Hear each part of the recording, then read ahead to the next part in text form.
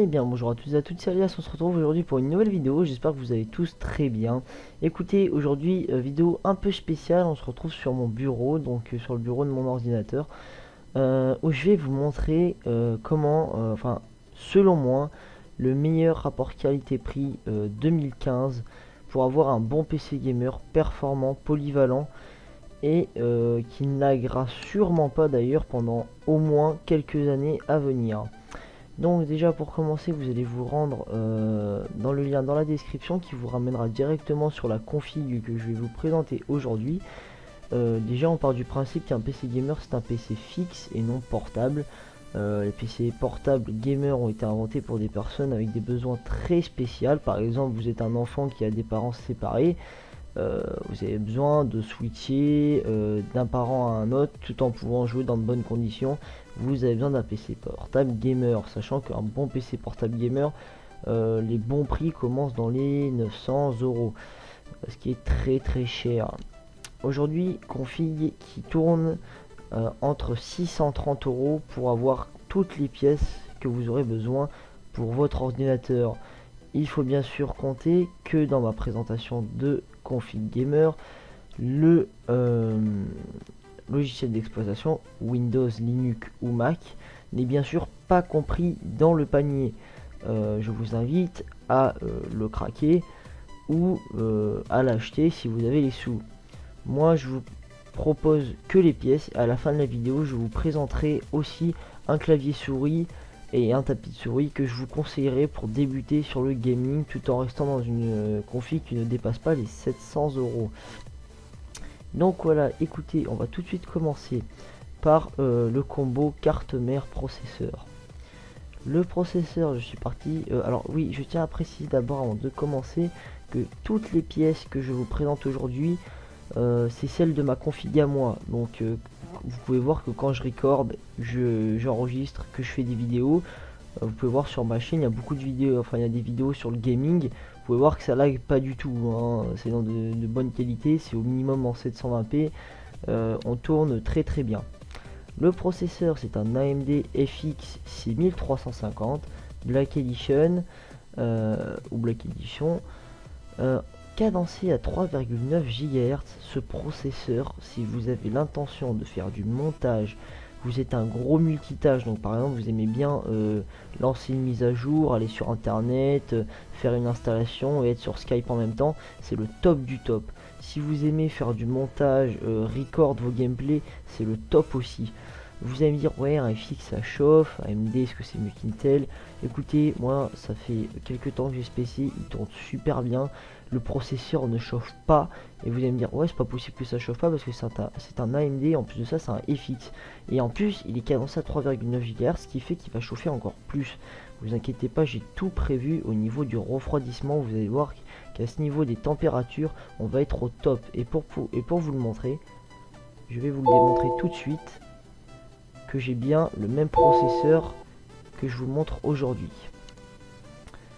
Voilà, tac, on va vous le montrer. Hop, regardez. Processeur donc avec CPU Z qui vous montre tout ce que vous avez. CPU Z, donc processeur AMD FX 6350. Voilà, avec 6 cœurs et 6 threads.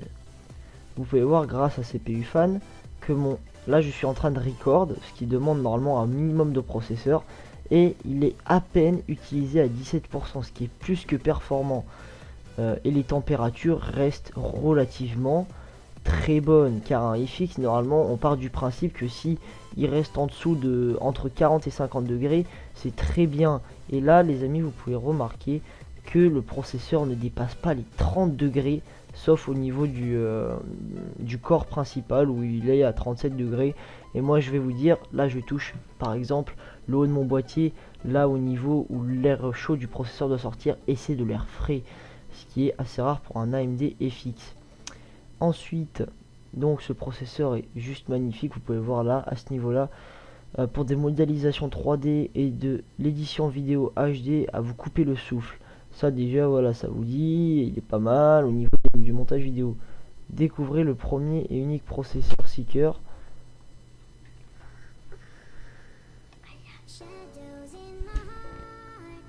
Oui, alors excusez-moi, je reprends la vidéo. Je voulais vous dire... alors attendez, je regarde vite fait. Et voilà, c'est bon. Alors oui, excusez-moi, petite ellipse. Alors oui, ce processeur, il est juste génial. Moi en tout cas, j'ai celui-là. La plus grosse vidéo que j'ai faite, c'est une vidéo qui dure 22 minutes avec des musiques de fond, des effets, des images intégrées, etc. etc. Il m'a fait un rendu de 20 minutes de vidéo encodé. Il m'a fait le rendu en 10 minutes, c'était terminé sur 20 minutes de vidéo. Et il paraît que quand le processeur ne met pas plus de temps que la vidéo en elle-même à faire le rendu vidéo, c'est que c'est un processeur qui se débrouille très bien pour le rendu vidéo. Donc vous pouvez voir qu'il y a 22 avis qui disent que ce processeur est très bien, et même les avis les plus bas, hop, ils disent voilà, presque tout très bon processeur AMD. Pour lui, parce que voilà, il a sûrement dû connaître les i5, les i7, etc. qui met, je pense, pas beaucoup d'étoiles. Le ventirad d'origine est horriblement bruyant. Ça, justement, c'est pour ça que j'ai prévu ce qu'il faut. Il est extrêmement bruyant et pas performant, mais alors du tout. Et s'il a mis que 7 étoiles sur 10, c'est juste pour ça. Donc autant vous dire que ce processeur est très bien noté, et moi j'en suis témoin, comme vous pouvez le voir ici. Donc j'ai bien le même, hein, AMD FX 6350. C'est un très très bon processeur qui vous durera mais des années. Et en plus de ça, si vous achetez par la suite un water cooling, vous pouvez l'overclocker, mais alors très facilement à 4,5 voire plus, 4,5 4,6 GHz facilement, je pense, hein. En socket AM3+, et c'était un 6 coeurs avec 6 threads. Et même si c'est un AMD, comme je l'ai déjà dit, on a pris le meilleur de chez AMD, donc le FX et le Black Edition, et sachant qu'il est cadencé très haut, hein. Un i7 à 350 balles, c'est cadencé entre 3,5 et certains qui sont vraiment chers vers 4 GHz. Lui il est à peine à 130 € et il est à 3,9, donc quand même pas mal. Sachant qu'il est quand même, il peut être overclocké très facilement car tous les FX sont overclockables, je tiens à le rappeler. Ensuite, la carte mère, c'est une Gigabyte GA970A DS3P, merci au nom à rallonge. C'est une carte mère très sobre et qui est très sympa d'ailleurs, avec le petit logo Gigabyte en plein milieu. Donc elle est dans les thèmes noir et gris, donc elle est un peu passe-partout. Voilà, donc Gigabyte, très bonne marque en tout cas pour les PC bas de gamme. Moi j'ai la même, encore une fois je vais vous le prouver. Voilà, cache, motherboard, Gigabyte Technologie, modèle 970A DS3P, comme ici. Vous pouvez voir que j'ai exactement la même carte mère, et autant vous dire qu'elle est très sympathique, elle est vachement jolie et ça fait un rendu très bien, et en plus de ça elle a un BIOS UEFI. Pour parler un peu plus de cette carte mère, elle est elle a une protection contre l'électrostatique, donc quand vous placez votre ventirad, etc., c'est très pratique.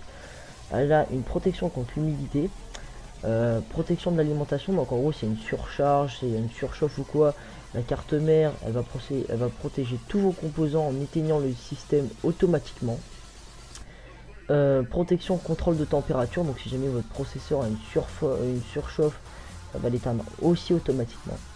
Elle a la technologie du UEFI BIOS, donc en gros c'est un BIOS qui est contrôlable à la souris, au mieux qu'elle soit contrôlable qu'au clavier, ce qui est beaucoup plus pratique.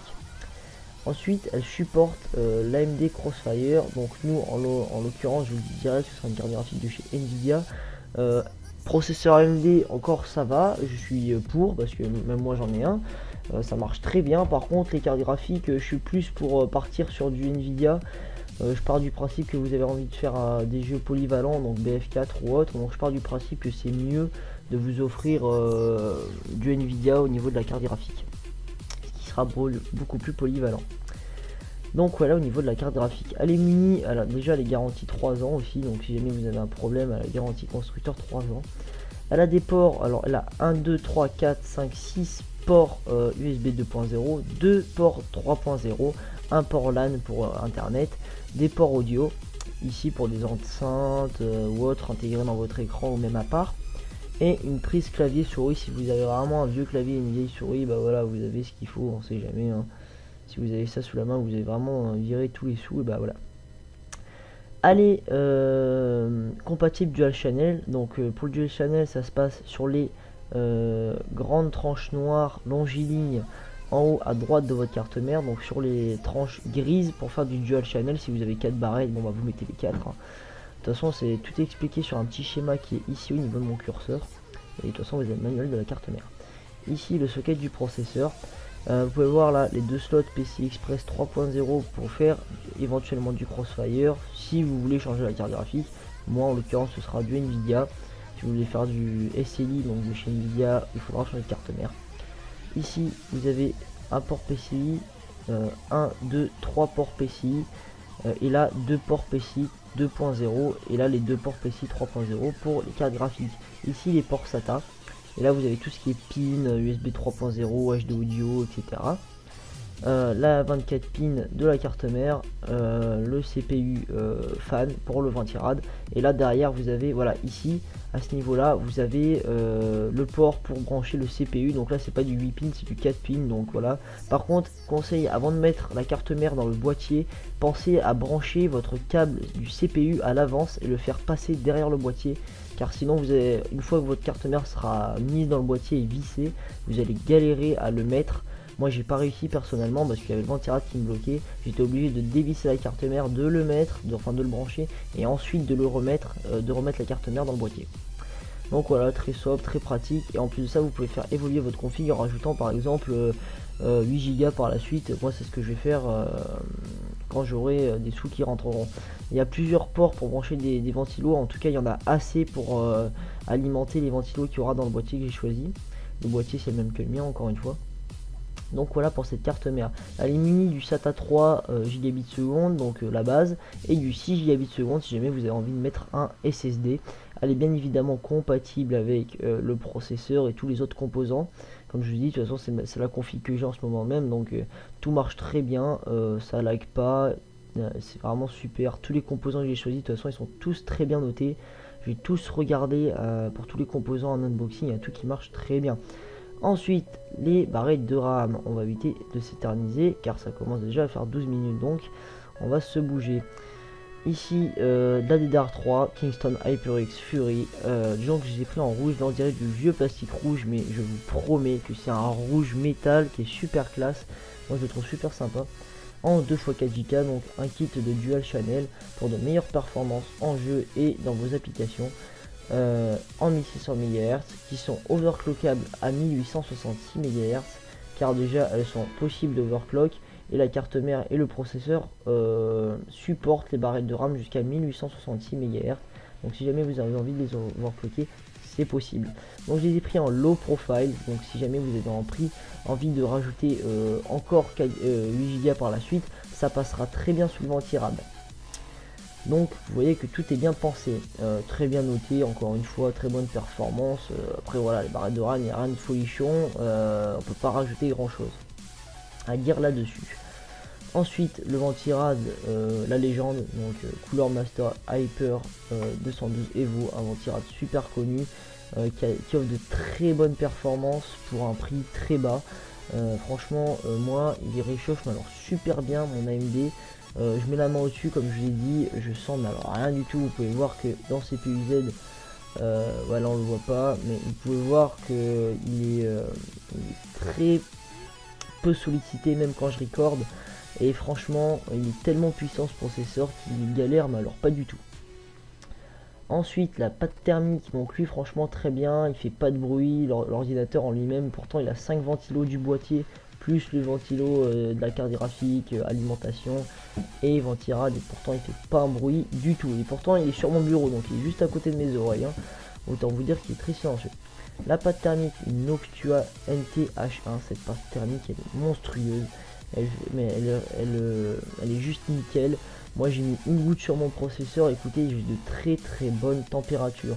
Donc Noctua 1, c'est la marque première au niveau des ventirad à air. Moi j'aime pas forcément cette marque parce que j'aime pas du tout la couleur de leur ventilo en fait.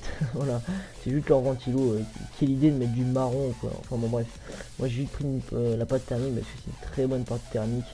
Non, en tout cas moi après c'est juste une question d'esthétique, sinon ils offrent de très bonnes performances. Cette pâte thermique est juste nickel, c'est une pâte grise, elle est super bien notée, comme vous pouvez voir il y a 26 personnes qui ont mis 10 sur 10 et moi-même je la conseille fortement. la carte graphique, voilà, c'est un peu ce qui donne le privilège à votre ordinateur, vu que c'est l'ordinateur gamer. C'est une Asus GeForce GTX 750 Ti overclocké à 2 Go d'usine. J'ai pris Asus, il y a la version MSI qui existe, mais cette dernière n'est la MSI n'est pas alimentée, ce qui fait qu'elle est moins puissante, qu'elle offre de moins bonnes performances, alors que celle-là c'est du Asus, donc déjà Asus c'est haut de gamme. On parle de qualité quand on va chez Asus. De deux, ils ont un logiciel qui s'appelle GPU Tweak, qui est juste là, je vais vous le montrer. Hop, tac, qui vous permet d'overclocker en temps réel votre carte graphique.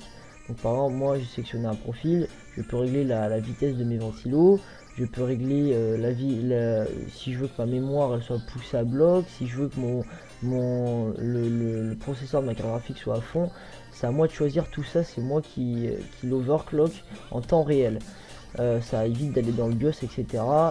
Et encore une fois, c'est une très bonne carte graphique. Moi, je fais tourner tous mes jeux à plus de 60 images par seconde en enregistrant. En plus de ça, en faisant des vidéos à plus de 60 images par seconde. Franchement, c'est nickel. En tout cas, avec cette carte graphique, je suis encore tranquille pendant au moins, je dis au moins 2 ans, au moins. Ça peut facile faire 3 ans en jouant en normal. Franchement, il n'y a pas de problème. Elle fait tourner un BF4 entre 50 et 60 fps, voire plus en fonction des endroits. Donc, autant vous dire qu'elle galère pas du tout. En ultra, hein, je précise. Ensuite, le disque dur, on va pas s'éterniser là-dessus. Seagate Barracuda 1TB. 1TB, c'est très bien pour commencer. Seagate, très bonne marque. Moi, j'ai le même, encore une fois. Il tourne super bien, j'ai aucun problème. Les transferts sont assez rapides. Et franchement, c'est juste nickel. Donc 1 Tera, 7200 tours par minute, SATA 3, rien de plus à dire. Lecteur DVD, un bête lecteur graveur LG, voilà, rien de plus à dire. C'est un bon graveur. Bon, après, le seul problème, il fait un peu de bruit quand on l'utilise, mais vu que tous les jeux maintenant c'est sur Steam ou sur Origin, il n'y a pas de problème à se faire au niveau de ce bruit, car vous l'utiliserez, je pense, très rarement. Ou sinon pour regarder un film, mais il fait pas de bruit éternellement. Ensuite, l'alimentation, c'est une Cooler Master 450 watts modulaire, enfin semi-modulaire. Écoutez, à part le PCI Express, le CPU et le 24 pins, ça c'est des trucs qu'on a obligé d'utiliser pour un PC gamer. Il n'y a que ça qui est au niveau qui est branché directement sur l'alimentation. Et vu que vous l'utilisez obligatoirement, c'est comme si c'était une alimentation comment vous dire, c'est comme si c'était une alimentation modulaire complètement. Donc autant vous dire que c'est une très bonne alimentation, elle fait pas de bruit du tout, elle a un ventilateur qui refroidit très bien.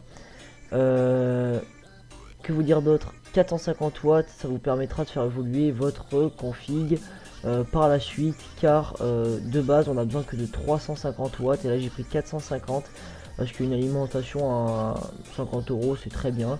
Elle est certifiée 80 plus bronze, donc c'est très bien, c'est le minimum pour une alimentation de gamer.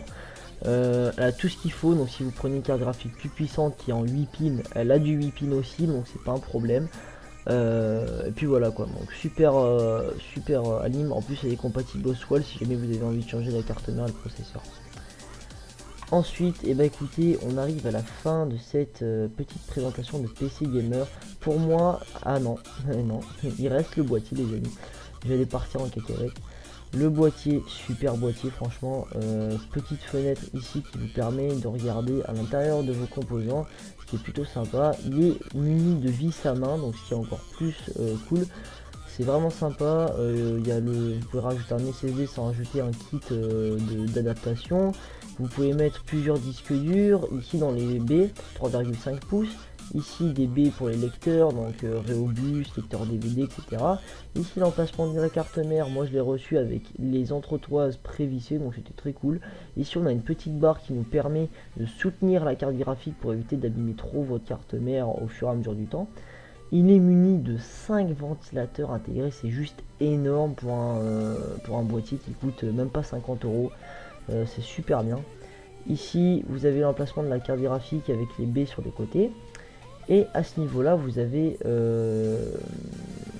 comment vous dire ça, un nid d'abeilles. Donc en gros si vous voulez c'est une plaque avec des petits trous et avec en plus de ça une petite plaquette en plastique qui va faire office de filtre à poussière. Donc vous pourrez tourner votre alimentation vers le bas pour éviter qu'elle prenne trop d'air frais au niveau de la carte graphique, et ce qui améliorera le flux d'air dans votre boîtier, et ce qui permettra ensuite de pouvoir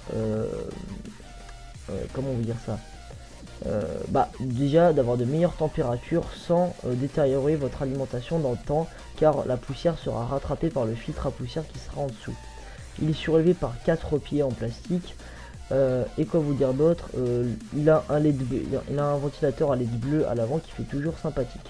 Il est muni d'un Rhéobus, donc ce qui vous permettra de contrôler la vitesse de votre ventilateur à l'avant du boîtier. Vous pouvez voir qu'il est très classe, moi je l'aime bien, il est vachement stylé, vous l'avez vu dans ma vidéo setup de toute manière, que je posterai sûrement après. Donc voilà, ici, là, en haut du boîtier, il y a deux USB 2.0, un USB 3.0 et un petit bouton qui vous permet de baisser et de augmenter la vitesse de vos ventilateurs. Et puis voilà, en tout cas, ça c'était pour le boîtier. Donc écoutez, la présentation de cette config PC s'arrête là. C'est pour moi le meilleur rapport qualité-prix 2015. Selon moi, encore une fois, pour 630 €, on a un PC qui est très bien. Sans les périphériques, bien évidemment. Après, si jamais vous voulez des conseils de périphériques, je vous conseille le Speedwrite of Gamer Elite K1 en tant que clavier. Et en tant que souris, je vous conseille la Speedwrite of Gamer Pro M8, qui sont des périphériques plus que de bonne qualité. Et moi-même je les ai, qui ne font pas partie de la config, sinon j'aurais mis 700 € à la place de 630. Mais en tout cas, si jamais vous devez acheter un clavier souris, moi c'est cela que je vous conseille, c'est le moins cher pour avoir plus de performance. Et le tapis de souris, je vous conseille celui-là. Donc je le mettrai pas dans le titre parce que le but de cette vidéo c'est de vous présenter une config gamer sans les périphériques. Mais si jamais vous voulez des périphériques que je vous conseille fortement, ce sera ceux-là, toujours ceux-là, et moi j'ai les mêmes, ils fonctionnent super bien, c'est du rétro éclairé en plus, ça marche nickel, la souris elle a plusieurs boutons programmables, elle va jusqu'à 2000 dpi, le tapis de souris il est juste géant, en plus c'est du style série, c'est de la très bonne qualité. Moi en tout cas c'est ce que je vous conseille.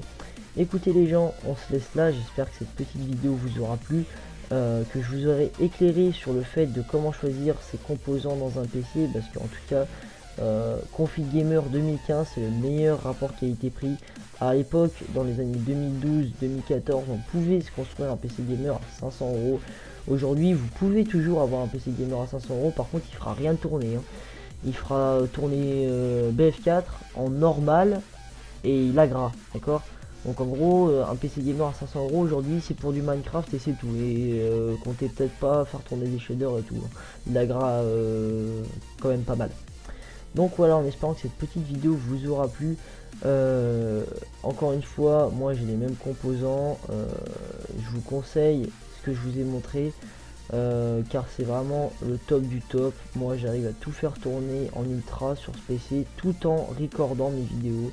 Donc ce qui est plus que génial. Bon écoutez, en espérant que cette petite vidéo vous aura plu, moi en tout cas je vous laisse là-dessus. Je vous retrouverai sûrement dans une prochaine vidéo très rapidement. Sûrement sur du gaming, présentation de free to play, du Minecraft ou autre. Et moi je vous dis à la prochaine. Je vous invite à vous abonner si c'est pas déjà fait, à lâcher un like, un commentaire. Et moi je vous dis prenez soin de vous et à la prochaine tout le monde. Allez, ciao tout le monde. So tonight we losing this fight, oh hell, so tonight is no one outside who's on